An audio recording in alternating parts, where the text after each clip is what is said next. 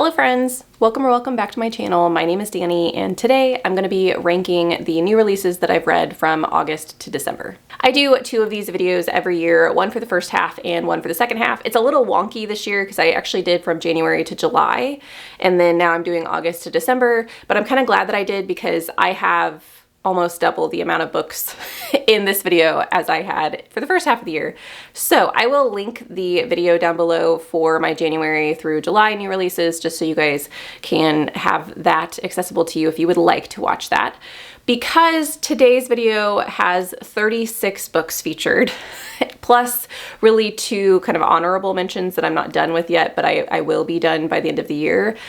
I am going to do this a little differently than I did earlier in the year. So what I plan to do is I will still be ranking my books from 36 to 1. I will go from the ones that I did not like the most to the ones that I loved. And instead of telling you guys about the synopsis for each book, I am going to give you guys one thing that I disliked about the book and one thing that I liked about the book. If you have questions about a particular book or series that I mention, please let me know in the comments down below because I would love to give you more information. I don't want you guys to sit here for an hour and watch me rank these books. So without further ado, let's get started. Number 36 is The Love of My Afterlife, which is a romance book featuring a girl who dies and comes back to life and has to get her soulmate to kiss her in order to stay alive. I rated this a 1 star. I really did not enjoy this. My biggest dislike about the book was probably the main character's version of humor, which I found a little cringy. And I'm gonna add another one. And I did not enjoy all of the movie references and book references because they were used as a means to tell you where the plot devices came from. So everything in this book was ripped off from other things, which I think happens a lot. You know, nothing's ever been written uniquely because there's so many stories out there, but this actually directs you to, this is where I ripped this off from, and this is where I ripped this off from, and it was annoying. As far as a thing that I liked about this book, I had to dig deep for this, guys. I think that the relationship between the main character and her elderly neighbor is very sweet. She ends up taking this elderly neighbor under her wing and makes sure that he's fed and cared for and make sure that his cigarettes get put out at night so he doesn't burn down his apartment. It's very, very sweet, and seeing that relationship throughout the book was kind of the saving grace, if there is one for a 1-star read. Number 35 is The Peculiar Garden of Harriet Hunt, which I also rated a 1 star. And so this is a book featuring Harriet Hunt, whose father has disappeared. She's living in a society where women are not allowed to live on their own. They are very much attached to the men in their lives, and she has to figure out how to keep her estate without letting everyone else know that her father is gone. And her father also has a whole bunch of debt. There's a magical garden that has flora that actually can move around and has kind of a mind of its own. The dislike that I have about this book is that it had such potential for being a women empowerment story, and it absolutely is not. So that was very disappointing. The main character, Harriet Hunt, is just a stagnant character who has no growth throughout the entire story. The thing that I liked about the book is probably the garden. I did really enjoy seeing its personality come to light and what kind of set it off, what made it relax, things like that I thought were interesting. 34 is When the Moon Hatched, which I also rated 1 star. This is a romantasy book about a main character who is an assassin who has a sordid past that you figure out throughout the storyline, and her love interest who is involved in the politics of a very severe kingdom that has caste systems and magical dragons that have died in the sky to create these different moons. And so yeah, the thing I liked about this was probably the fantastical creatures. The dragons were very fun to learn about. The little creatures that the author created throughout to kind of make this magical world were fun, but they weren't as prevalent as I think they should have been. And then the dislike is the language. The language in this book is overly descriptive, but not in a beautiful way, and their use of male and female to describe men and women was just icky to me, and yeah, I did not have a fun time. Number 33, we are moving on to our 2 stars. This is The Familiar by Leigh Bardugo. This book features a character who is trying to hide her witchy nature, and she ends up getting involved in kingdom politics that she did not want to be in. The thing I disliked most about this is the romance that comes out in the storyline. I don't think it was necessary. It did not add to the storyline in any way, in my opinion. The like. Ooh, this one's hard to find a like because I really did just find the story kind of boring. I suppose her powers and the fact that she can make something change, like she can change the nature of something. So there's a scene where she changes a burned loaf of bread to a new loaf of bread, is kind of a cool and unique power to look at. Number 32 is Everyone is Watching. I rated this a 2.75 star. This is about a reality TV show where a whole bunch of people can win money, but it turns really bad really quickly and they realize that it's more than they signed up for. A like that I had for this is the game show aspect. I thought it was very fun at the beginning. Unfortunately, I don't think it kept that momentum throughout the entire story. My dislike for this is the ending and how, yeah, I guess I'm just gonna say the ending. How everything wrapped up, I don't think was done well. Number 31, we are getting into our 3 stars. This is Go Station with a 3.25. This is a book by S.A. Barnes where you are following the journey to a planet that has some eeriness to it, hence Ghost Station. And you get to follow the characters to figure out what actually is happening on this planet. A like for me was probably the atmosphere in the beginning. This author does have a way of writing tension. I don't think it was as good as it was in Dead Silence, but it is something I enjoyed about the book. A dislike for me was the character relationships in this book. It's such a tight-knit crew, and I should care if people die, and I really didn't. Number 30 is Sky on Fire by Jen Lyons. This is another 3.25, and this book follows a character who was exiled and supposedly killed by a local village, and turns out that she's not dead, and they go hunting for her, and things ensue.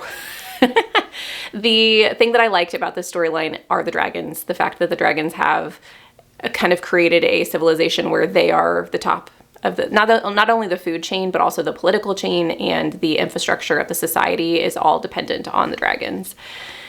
The dislike that I had was I'm going to mention 2 things for this. The characters.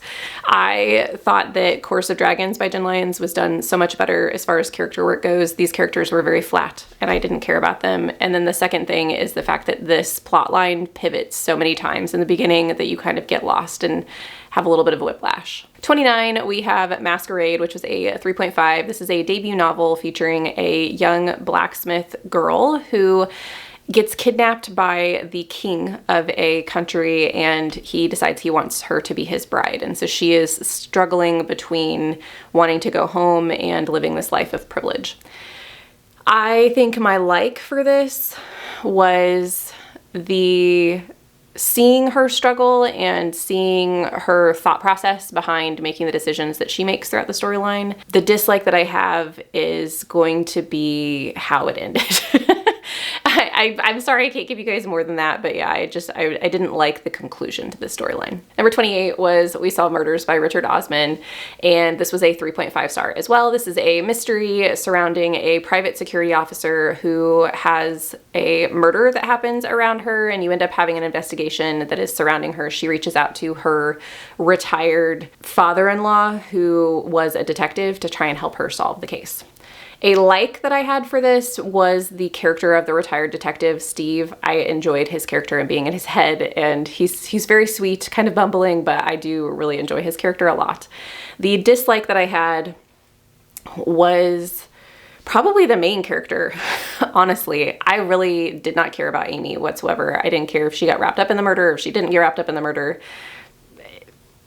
She was just there to me. 27 is Led Luda, which is another 3.5 star, and this was the second book in a duology series that started with Gog Magog, which features a very old woman who is ferrying some people down a dangerous river that is haunted by a dragon's ghost.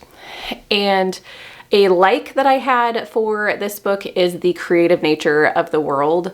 The fact that you are traveling down this river inside of a dragon's ghost and you run into different organs, and those organs dictate how those cities run because of how that organ would run. A dislike that I had for this was the reveal that happens at 75%.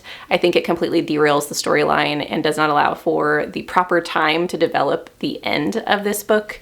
And so that was disappointing to me. 26, we have Rewitched, which was a 3.75 star.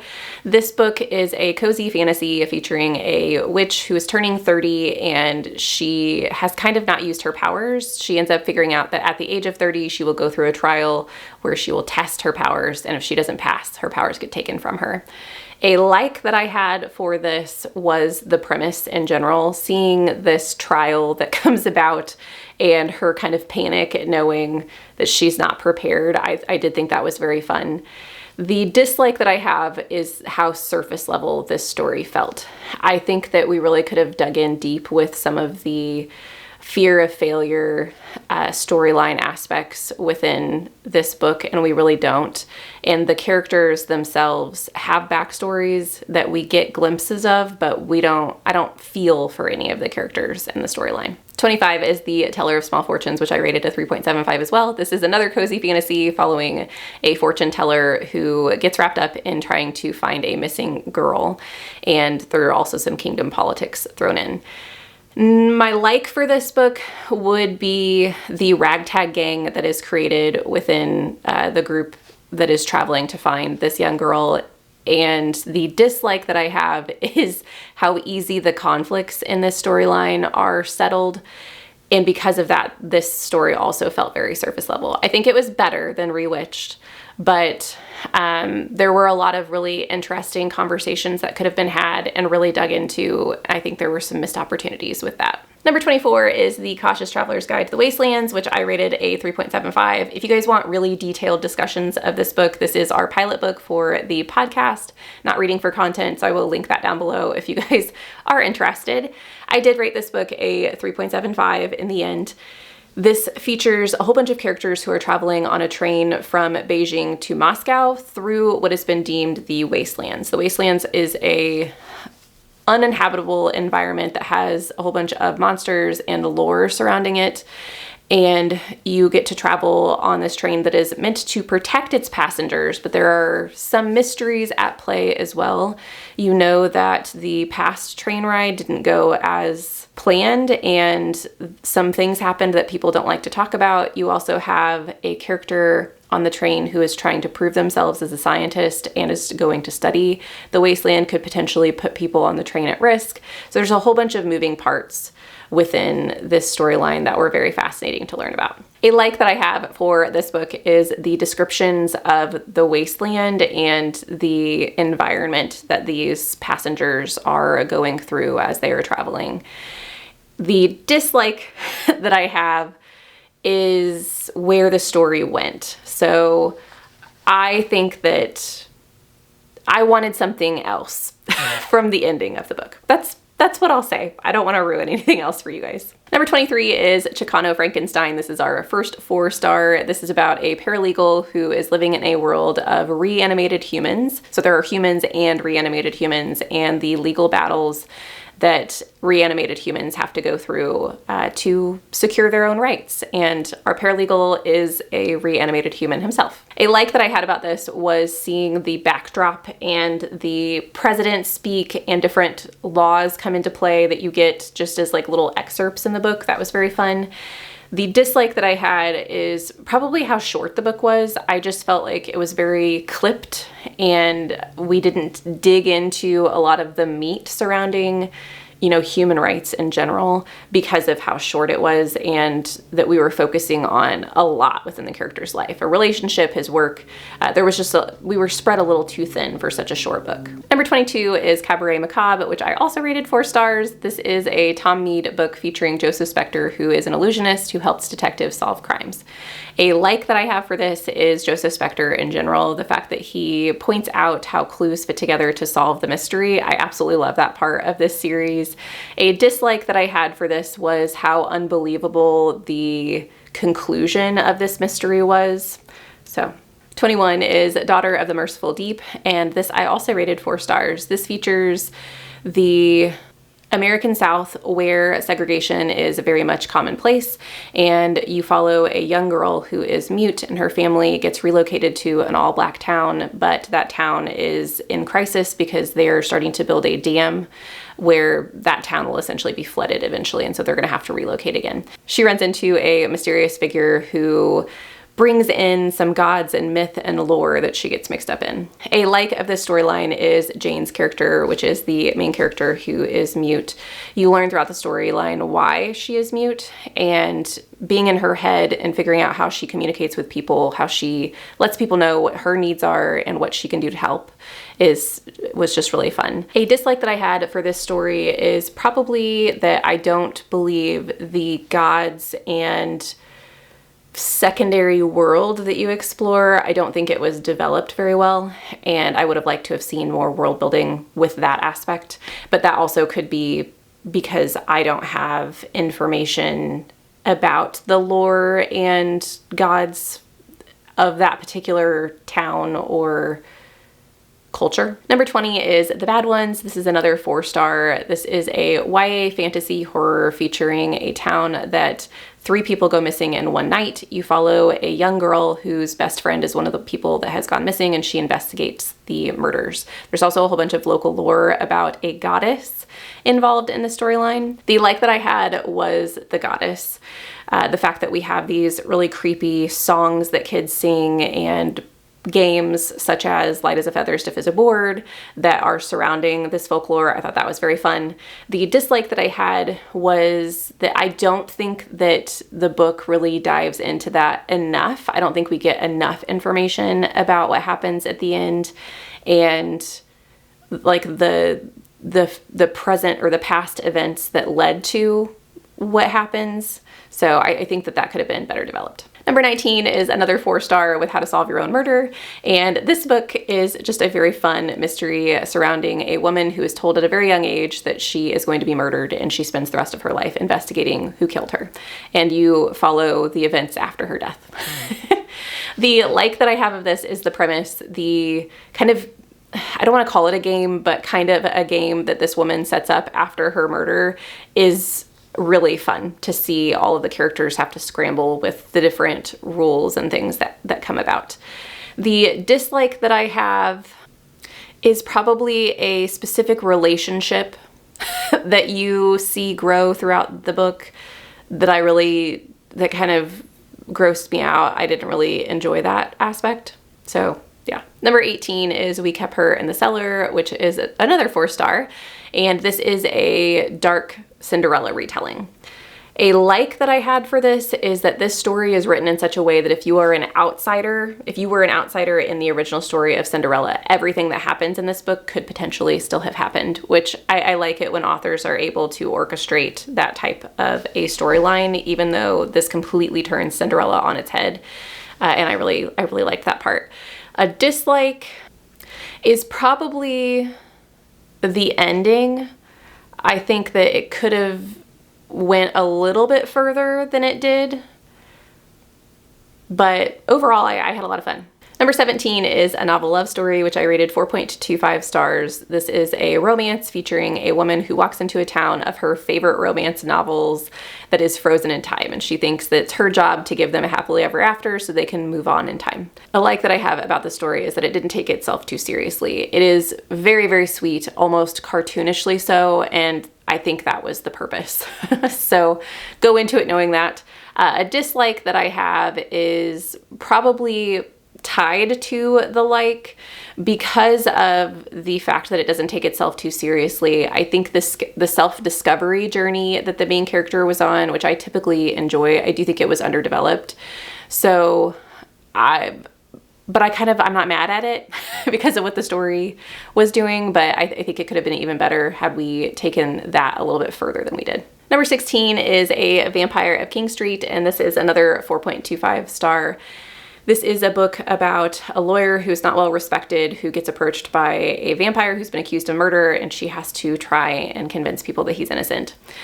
I really liked the world and how vampires live within this society. The fact that they are not the ruling class, they are really at the mercy of humans, which is very interesting to see how that all works out. The dislike that I have on this is really the mystery. I think the mystery is the book's weakest part. I do hope that the series, because it's just a standalone, but I do hope that the author continues with it because I would like to see where the world goes. Number 15 is The Midnight Feast, which is another 4.25. This features a manor estate that is meant to be kind of a vacation spot for the rich and privileged, but it's in the middle of a town with local lore that you have these beings called the birds that handle things when society won't. And you get to kind of see the clash of these two entities. The like that I have for this is the birds. The local lore is absolutely my favorite thing about the storyline. My dislike is probably how horrible all the people are. Like the characters, but I'm not surprised. It's a thriller, so a lot of the characters are going to be really horrible human beings, but I don't like that about books. Number 14 is The Haunting of Velkwood. This was another 4.25 star. This features the town of Velkwood, or really the street of Velkwood, that is turned into a literal ghost town one day, and no one knows why. There are 3 girls who escape. One of them goes back to figure out what happened to her family. I think it's 10 years past when the town actually became a ghost town. The like that I have of this is the intrigue of figuring out how this town works. The dislike that I have was the conclusion and how it all wraps up in the end, because I think it could have been so much better.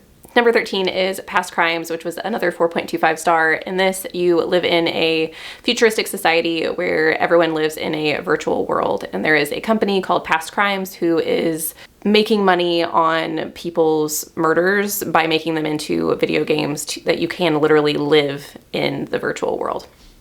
A like that I have about this is all of the laws that are created throughout the storyline involving technology and what is legal and illegal because of the infrastructure that is set up in this virtual world. The dislike that I had for this has something to do with the main villain, but I'm not going to give you any information as to what it is because I think that would give away some of the plot. Number 12 is A Sorceress Comes to Call, which is another 4.25. This is a Tea Kingfisher featuring a young girl who is a sorceress's daughter, and the sorceress is quite evil, is trying to get the daughter married into nobility so they can gain money and notoriety.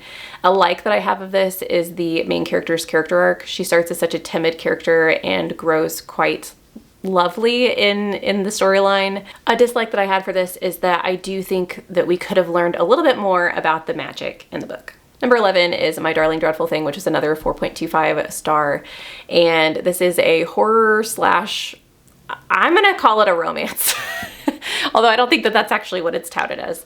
But you follow a character who has a connection with spirits and is also on trial for a crime that you don't know if she committed. So there's dual timelines within this. I think my like for this storyline is the interviews that you have with a psychiatrist who's trying to figure out whether or not she is fit to stand trial. My dislike for this, if I had to name one, would maybe be how slow the book was, but I kind of didn't care about it. I don't know, maybe there were a couple of parts in the book that dragged.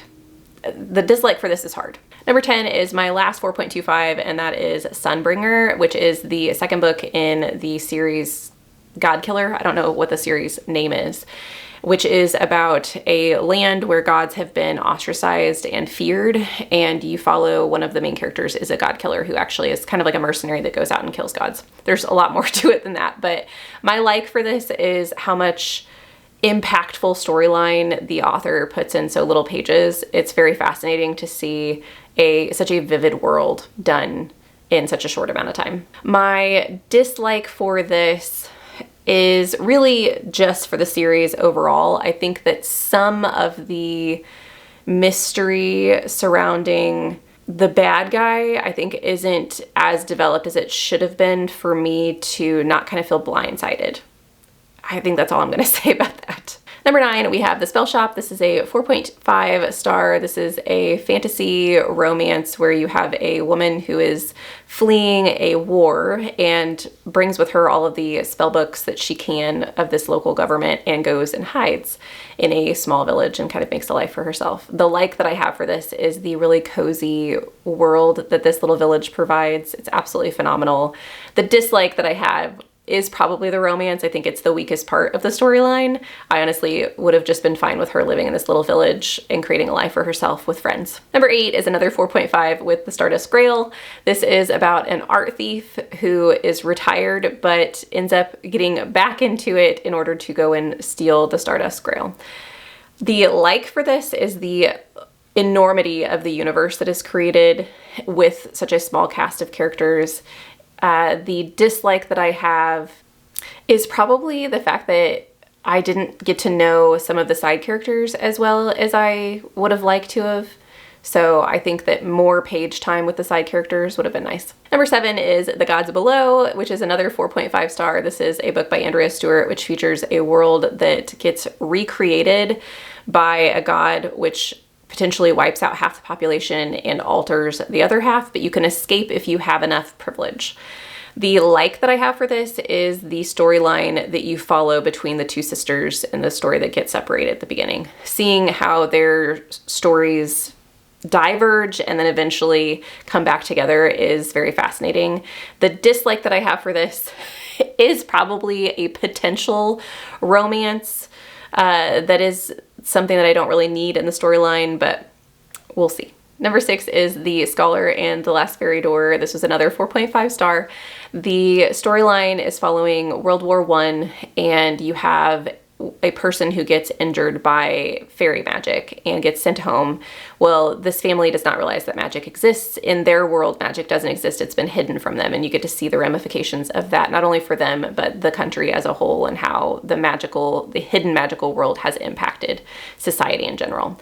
A like that I have for this is the magical school elements, the political things at play that show how this magical society has impacted our world as we know it, even though the people who don't know magic exists, are completely clueless to that.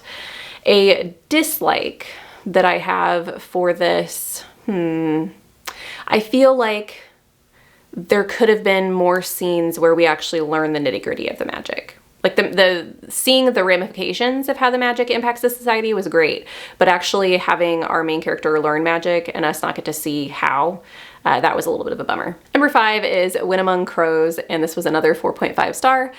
I really enjoyed this. This is a really short novella about someone who is hunting for answers and having to go through trials in this very dark fantasy land. I know that's a super generic thing, but I would say if you're a fan of The Witcher, you should give this book a try.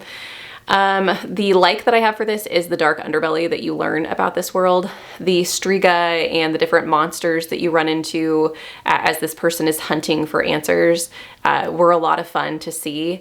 I think my dislike for this was just how short the book was and the fact that I think it's done. I don't think that they're going to continue on with a series or anything like that.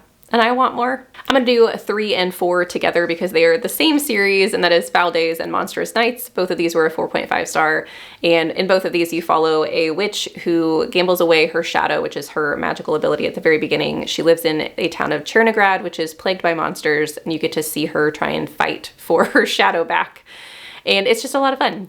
The like that I have for this is learning about all the monsters, seeing how all of the monsters interact with humans, how they could potentially kill humans, how humans can get away from them depending on what they do, was a lot of fun to see. A dislike for me for this storyline is really hard to come up with because I really did like all of it, but I would say that the character Baba Yaga, which that's not what they're called in the storyline, but I wish that they would have gotten more page time because I would have liked to have known their backstory more than we got in this. Number 2 is a book that I actually just finished, and this is a 5-star read, and that is Service Model, which follows a valet robot who ends up murdering his human, and he doesn't know why, and he goes on a journey to try and figure out where he can work now that his master is gone.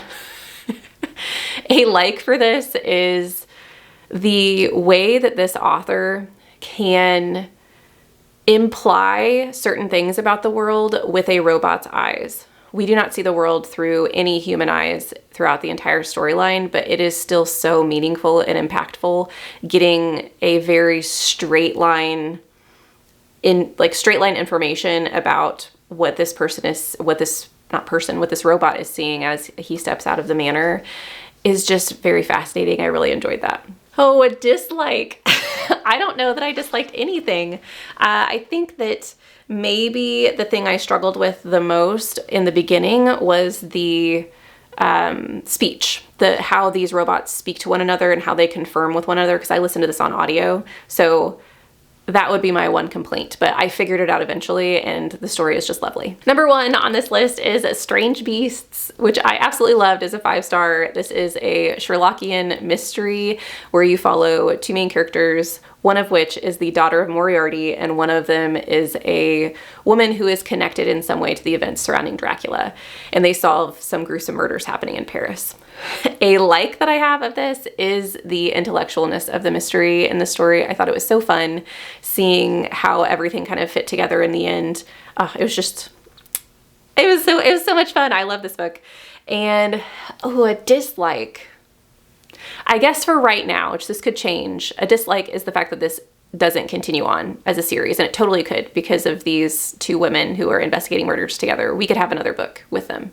So that's my dislike currently, that it doesn't continue. I have no more books to read with these 2 ladies. I also have 2 honorable mentions that I will just say because I'm not done with them yet, but I am currently in the middle of reading Fury of Gods.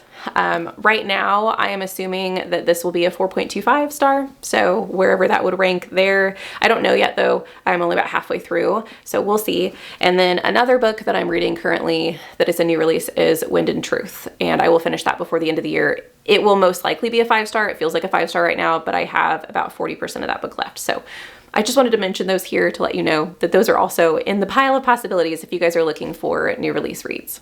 Let me know in the comments down below what new releases that you guys have gotten to this year that you have absolutely loved. I would love to add to my list of things that I haven't read yet. And if you are not feeling chatty, leave me a little beastie, whatever that means to you, lion, bear, tiger, whatever you want to put in the comments down below. I want to see all the beasties to indicate strange beasts. Thank you guys so much for watching this video. I hope you have a lovely evening, and I will see you in the next one. Bye.